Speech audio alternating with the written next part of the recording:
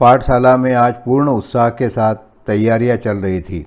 साहब पधारेंगे, डायरेक्टर साहब पधारेंगे। बड़े और छोटे अफसर, गांव के नागरिक और जनता, विद्यार्थी और शिक्षक सभी आ चुके थे। मेरे साथी शिक्षकों की अजीब हालत थी। दिल धड़क रहे थे, चेहरों पर उदासी थी, फिर भी तन कर खड़े रहने की कोशिश कर रहे थे और अपने काम में लगे हुए थे। प्रधान अध्यापक जी ने हमारी पाठशाला के उद्यमी लड़कों को एक ओर बुलाया और उन्हें धमकाते हुए कहा, देखो हरामखोरो, जरा भी उधम किया या गड़बड़ मचाई तो कल बुरी तरह धुन दूंगा, समझे। तालियों की गड़गड़ाहट और संगीत के साथ डायरेक्टर साहब पधारे। प्रधान अध्यापक ने पाठशाला का वार्षिक विवरण बड़ी छटा से और बुलंद आवाज के साथ इस तरह पढ़कर सुनाया मानो लोगों को ये विश्वास दिला रहे हो कि वे कांप नहीं रहे हैं। इसलिए वे बार बार तन कर पढ़ते थे, पर विवरण समाप्त होने से पहले ही अंदर से उनका कुर्ता प्रायः भीग चुका था और उनकी आवाज़ में खरखरापन आ चुका था। विवरण वाचन के बाद रेसिटेशंस अर्थात कविता पाठ और संवाद शुरू हुए। लड़के ग्रामोफोन रिकॉर्ड की तरह कविता पढ़ने लगे। उनके मुंह पर किसी भी प्रकार के कोई हाव भाव नहीं थे। वे जोर से और हाथ पैर हिलाकर बोलते थे। दुख केवल इतना ही था कि जो कविताएं पसंद की गई थी वे सुंदर, सरस और अच्छे कवियों की होते हुए भी इतनी कठिन थी कि छात्र उन्हें समझ नहीं सकते थे। बेचारे बिना समझे पढ़ते थे, पढ़कर अभिनय करते थे और अपनी रसिकता का परिचय देते थे। यही हाल संवादों का था। संवाद तो उपदेश पूर्ण ही होते हैं। जो उपदेश बड़ों के मुंह से शोभा देते हैं वे ही बालकों के मुंह से लज्जा का कारण बन रहे थे। उपदेशों का यह प्रश्न बहुत ही बेहुदा था। अकेला मैं ही नहीं, स्वयं डायरेक्टर साहब भी इसे अनुभव कर रहे थे। इसी कारण वे मूंछों से हंस भी रहे थे। मेरे साथी शिक्षक तटस्थ होकर इसे देखने का प्रयत्न करते तो वे भी ऐसा ही प्रतीत करते। सम्मेलन समाप्त हुआ।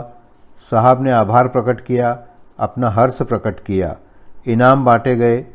प्रधान अध्यापक, बड़े अधिकारी और दूसरे सब आज के इस कार्य से संतुष्ट दिखते थे। साहब ने शिष्टाचार के रूप में कहा, आपकी पाठशाला का काम देखकर मुझे संतोष हुआ है।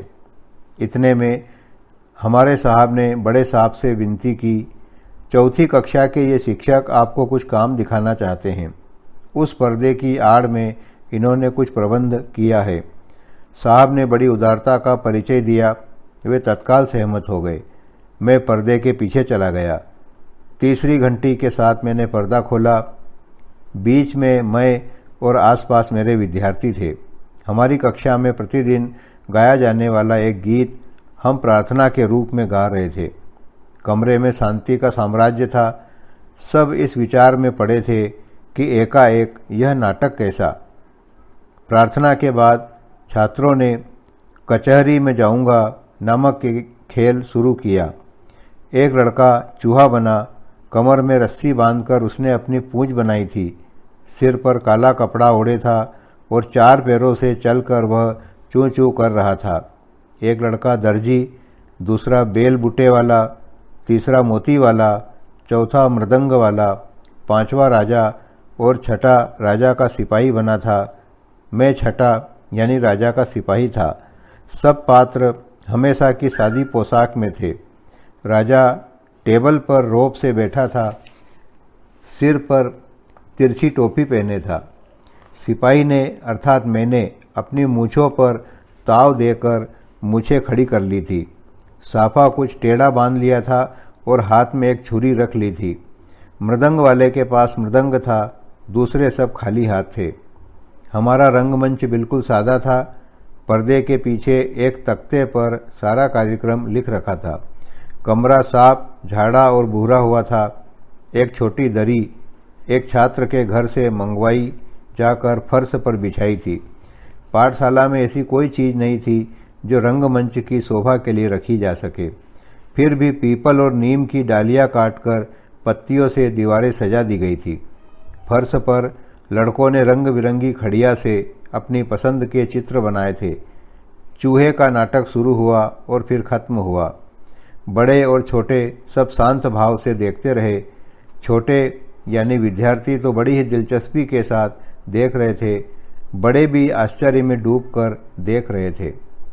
यह क्या, यह नवीनता कैसी, यह नाटक कैसा। मुझे कहना चाहिए कि लड़कों ने नाटक सुंदर ढंग से खेला था। वे भूले नहीं कर रहे थे। प्रॉम्प्टर कोई रखा ही नहीं गया था। जहाँ जरा भी गलती का शक होता था वहाँ मैं ही प्रकट रूप से उसको सुधार देता था। दूसरा नाटक बुढ़िया और तीसरा खरगोश खेला गया। ले देकर पर्दा एक ही था। सीनरी नाम लेने को भी न थी। लड़के कभी सिर पर कपड़ा ओढ़ लेते थे, कभी हाथ में छड़ी ले लेते थे। बाकी सारा आधार तो लड़कों के अभिनय पर ही था। अंतिम प्रार्थना के बाद नाटक का कार्य समाप्त हुआ और मैं रंगमंच पर आया। मैंने नाटक के मैनेजर की हैसियत से अपने दर्शकों से कहा, सज्जनों, हमारे नाट्य प्रयोगों को शांतिपूर्वक देखने के लिए हम हृदय से आपका उपकार मानते हैं। इस संबंध में मैं आपसे एक निवेदन करना चाहता हूँ। आशा है आप सुनने की कृपा करेंगे। ये चौथी कक्षा के विद्यार्थी हैं। जब मैंने इनसे पूछा कि इस अवसर पर हम भी अपने नाटक क्यों न खेले तो ये शहर से तैयार हो गए। इन्होंने बड़े उत्साह और तत्परता का परिचय दिया। तुरंत ही नाटक पसंद किए गए। जो कहानियाँ इन्होंने पढ़ी और सुनी थी आपके सामने अभी उन्हीं का अभिनय ये कर चुके हैं। मैंने इनसे कहा था कि जिस तरह हर हफ्ते हम बिना किसी तैयारी के नाटक खेलते हैं उसी तरह इस बार भी खेलेंगे। हमारी कक्षा में कोई चीज़ रटाई नहीं जाती। छात्रों को कहानी का कथानक भली भांति याद रह जाता है। हर पात्र जानता है कि कहानी में उसका कथन क्या है। फिर तो रंगमंच पर कहानी का संबंध बनाए रखकर प्रसंग के अनुसार ये स्वयं वार्तालाप कर लेते हैं। किसी छात्र को कभी अपना पार्ट याद करने की आवश्यकता नहीं रहती। सीनरी और वेशभूषा तो नाटक के गौण अंग है। महत्वपूर्ण अंग तो अभिनय और भाव प्रदर्शन है। हम इसी पर विशेष ध्यान देते हैं। वेशभूषा की अधिकता नहीं रखते। इससे अभिनय को विकास का पूरा अवसर मिलता है। आपने अभी यहाँ जो कुछ देखा है उससे आपको भी यही प्रतीत हुआ होगा। मेरे छात्रों को इस कार्य में बड़ा मज़ा आता है। वे इसे हृदय से चाहते हैं। उन्हें कभी शाबाशी देने की ज़रूरत नहीं पड़ती। अपने काम से उन्हें अपने आप ही संपूर्ण संतोष हो जाता है। सज्जनों, जिस प्रेम और शांति से इन छात्रों के ये नाटक आपने देखे हैं उसके लिए मैं पुनः आपको हृदय से धन्यवाद देता हूँ। डायरेक्टर साहब के मुंह पर प्रसन्नता खेल रही थी। मैं बड़ी देर से इस बात को देख रहा था। वे तुरंत ही उठे और अंग्रेजी में बोले, श्री लक्ष्मी शंकर और उनके विद्यार्थियों ने अभी अभी जिस रूप से हमारा वास्तविक मनोरंजन किया है उसके लिए मैं उनका अभिनंदन करता हूँ। उनका काम सचमुच ही सुंदर था। मुझे तो ऐसा प्रतीत होता था मानो मैं अपनी मातृभूमि इंग्लैंड में हूँ।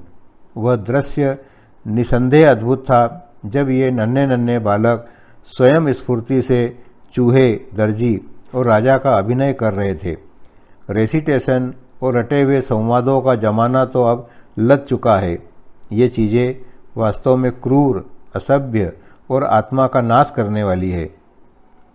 इतना कहकर वे कुछ ठहरे और फिर कहने लगे, मैं फिर कहता हूँ कि आज का यह काम देखकर मुझे बहुत आनंद हुआ है।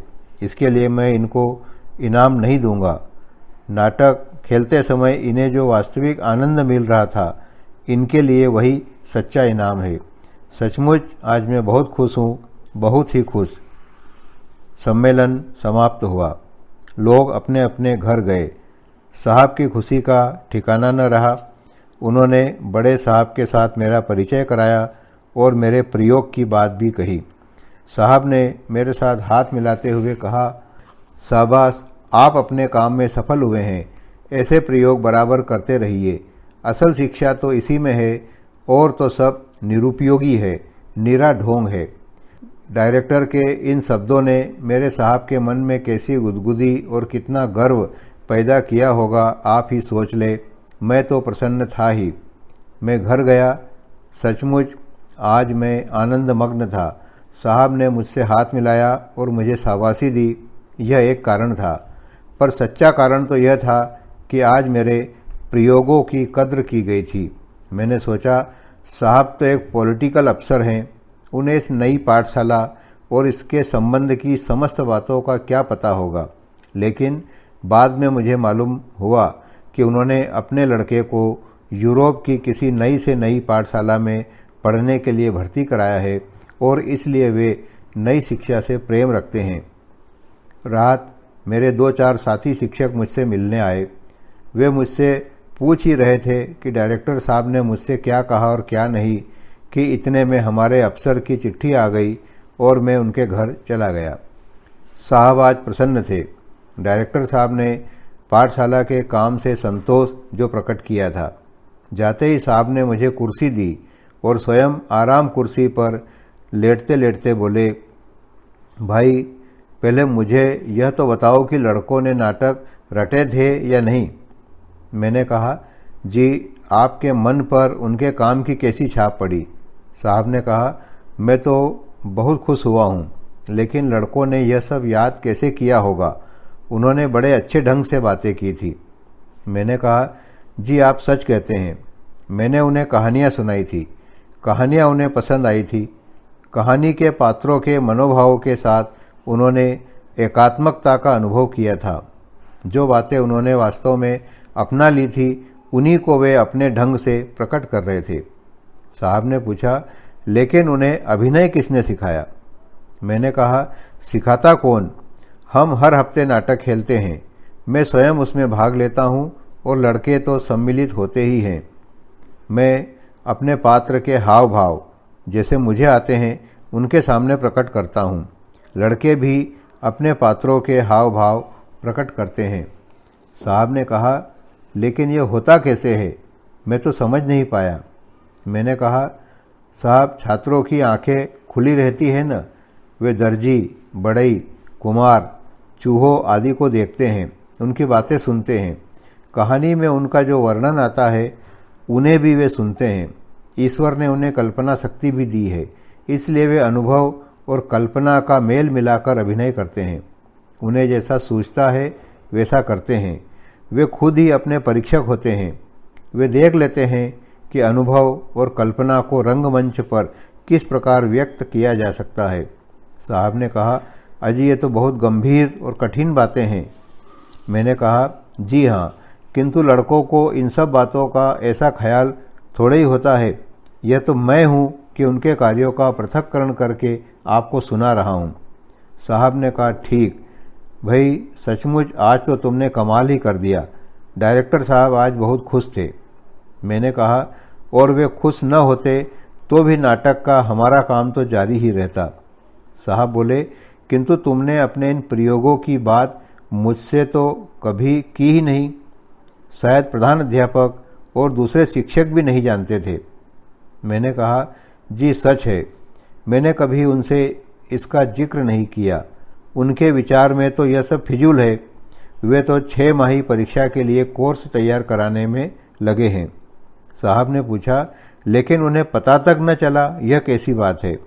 मैंने कहा, जी हम हर हफ्ते बाहर घूमने जाते हैं और वहीं खेल के रूप में यह सब किया करते हैं। मैं अपने साथ एक चादर ले जाता हूँ, उसी का पर्दा बना लिया जाता है। 2 लड़के उसे पकड़कर खड़े हो जाते हैं, इस तरफ देखने वाले और उस तरफ खेलने वाले। साहब ने पूछा, क्या सच? मैंने कहा, जी ठीक ही कहता हूँ। साहब ने कहा, अच्छा तो अब मैं अपनी पाठशाला की सब कक्षाओं में नाटक का कार्यक्रम भी रखूँगा। डायरेक्टर साहब को तो यह बहुत ही पसंद है। सचमुच नाटक बड़ी सुंदरता के साथ खेले गए थे। रेसिटेशन आदि का झंझट न रखे तो हानि ही क्या है। मैंने कहा, जी मैं तो इसी विचार का हूँ।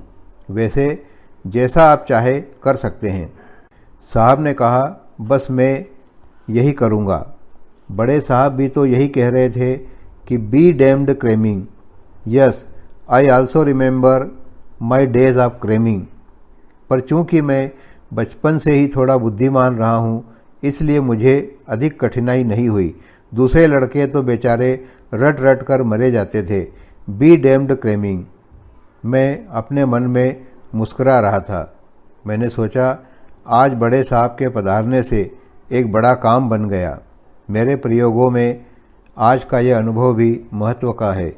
मैं घर गया और सो रहा।